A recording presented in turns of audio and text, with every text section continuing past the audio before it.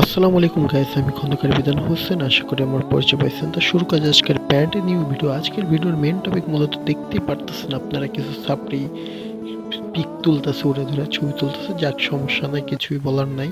তো আজকে আমি যাচ্ছি হলো বনগ্রাম বাজার।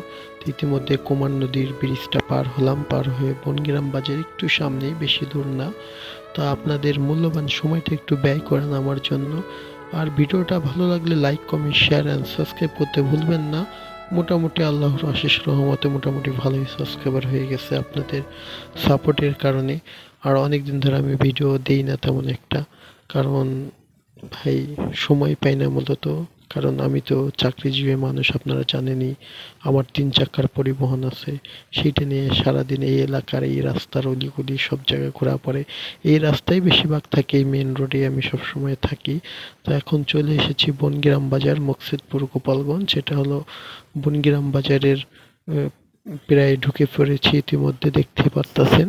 চার মোড়ে দেখালে অটো আর অটো, অটো আর ভ্যান, এটাই আমাদের কাম।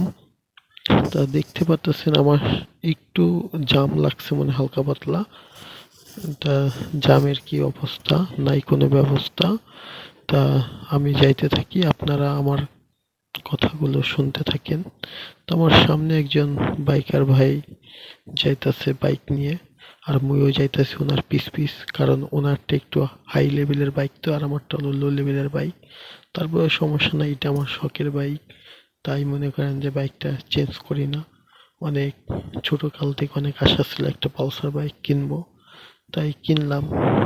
আর কি করব। আর এই বাইকে মনে করেন যে খুবই খরচ কম ভাই, এত খরচ যে কম ভাই, কি বলবো, দুঃখের কথা। এই বাইকটা আমি কেনার পরে তেমন একটা মনে করেন যে আমি গাড়ির পিছনে তেমন একটা খরচ করিনি। ৫-৬ হাজার টাকা ইঞ্জিনের কাজ করেছিলাম। আপনার কি কি চেঞ্জ করছিলাম, আপনার ওই যে ring piston, timing chain, belt, rocker, তারপরে কি যা বলে।